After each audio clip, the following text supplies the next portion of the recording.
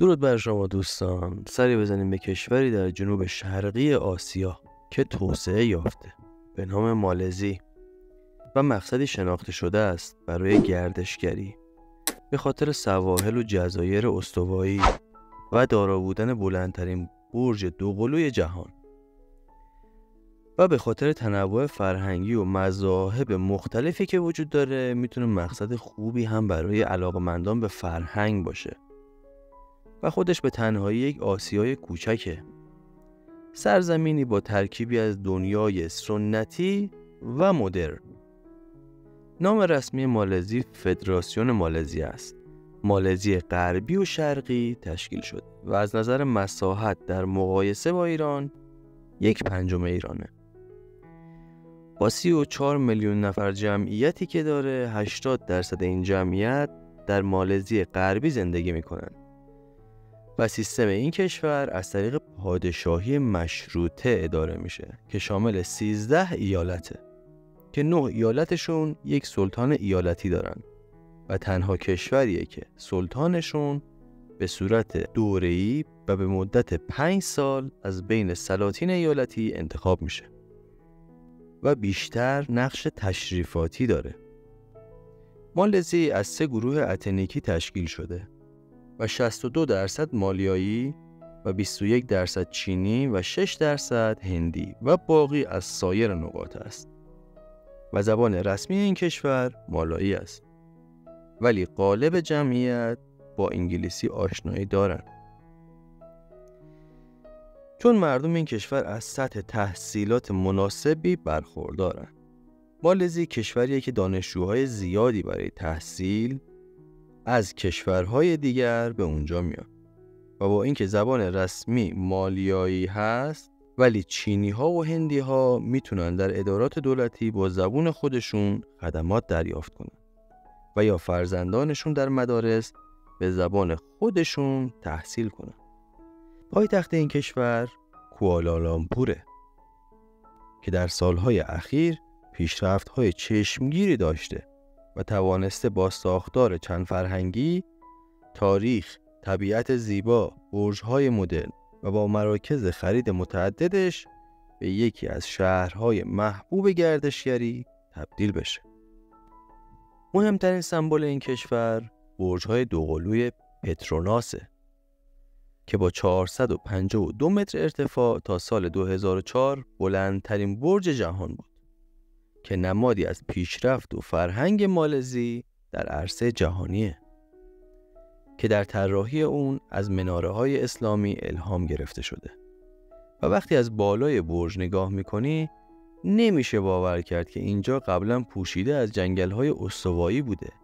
دین رسمی این کشور اسلامه و 60% مردم مسلمان هستند و قوانین اسلام اجرایی است و بدانید که قوانین اسلام فقط برای مسلمانان اجرایی است که البته قانونشون میگه مردم مالزی که ریشه مالیایی دارند باید مسلمان باشند و غیر مسلمان ها مطابق بر قانون اساسی زندگی میکنن، نه بر اساس قانون شریعت.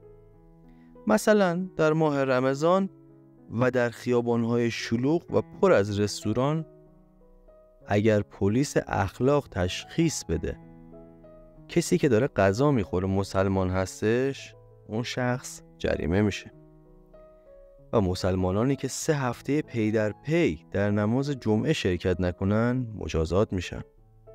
و با اینکه در خیابان‌ها خانم‌هایی با حجاب میبینید، اما حجاب اجباری وجود نداره و در انتخاب حجاب آزاد هست و مرد مسلمان میتونه با بیش از 1 زن ازدواج کنه و کاملا قانونیه که البته درصد اونها خیلی خیلی کمه.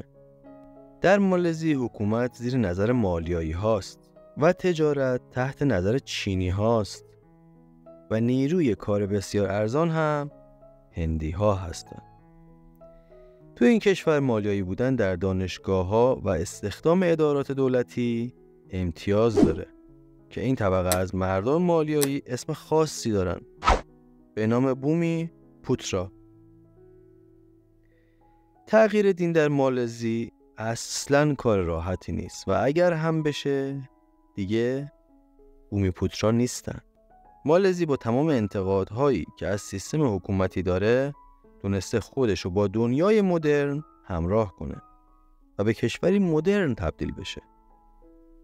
مالزی در منطقه خود کشوری قدرتمنده و از باثبات‌های جهان به حساب میاد.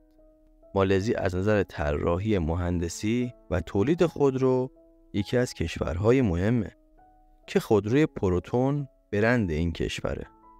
مالزی در کنار سنگاپور مسلط بر تنگه مالاکا است که یکی از مهمترین مسیرهای حمل و نقله و 40% تجارت جهانی از این طریق انجام میشه. واحد پول مالزی رینگیته. وقتی کمی از کوالالامپور فاصله میگیری حال و هوای متفاوتی رو تجربه میکنی. منظورم اجماع هندی ها در قالب محله هند کوچکه و به گردشگران این امکان رو میده تا بخشی از هند رو در مالزی تجربه کنن که فروشگاه ها ادویه های معطر هندی و لباس های سنتی و جواهرات و علنگوهای هندی رو میفروشن و همه چی دست به دست هم داده تا هند حس بشه. در محله های چینی بیشتر پوشاک هایی که از چین تهیه شدن رو میبینید که منتظرن توریست ها یا مردم معمولی ازشون بخرن. باید بدونید که مساجد، کلیساها، عبادتگاه های هندوها و بودایی ها در کنار هم قرار دارند و مراسم ها و اعیاد های مختلف برگزار میشه. غار باتو بزرگترین معبد هندوها در خارج از کشور و یکی از نمادهای کشور و شهر کوالالامپور است که باید 300 پله طی کنید تا به در غار برسید که طبیعت زیبای اطراف و پله‌های رنگارنگ و حضور میمون‌ها که در روی پله‌ها هستند سختی طی کردن مسیر رو آسان‌تر میکنه. در مالزی هزینه‌ها بسیار مناسبه، چه برای سفر و چه برای تفریحات. خیابون‌های معروفی هم در کوالالامپور هست که از شیر مرغ تا جون آدمیزاد داره و کاملا زنده و در جریانه به نام پتالینگ. و با اینکه این کشور اسلامیه ولی با تفریحات شبانه مردم مشکلی نداره و مشروب و رقص و موسیقی در این مکانها مجازه که البته برای مسلمانان خیر. در کنار همه اینها 70% سطح این کشور پوشیده از جنگله و یکی از کشورهایی است که با بیشترین تنوع گونه‌های جانوری شناخته میشه. در شبه جزیره مالزی به دلیل داشتن سواحل گوناگون محیط بسیار مناسب برای زیست موجودات دریایی است و خوراک غواصیه و لذت تماشای ماهی‌های رنگارنگ دریا. ممنونم از همراهیتون و لطفاً با سابسکرایب و مشترک شدنتون با کانال دانستن اینفو ما رو حمایت کنید. شاد باشید.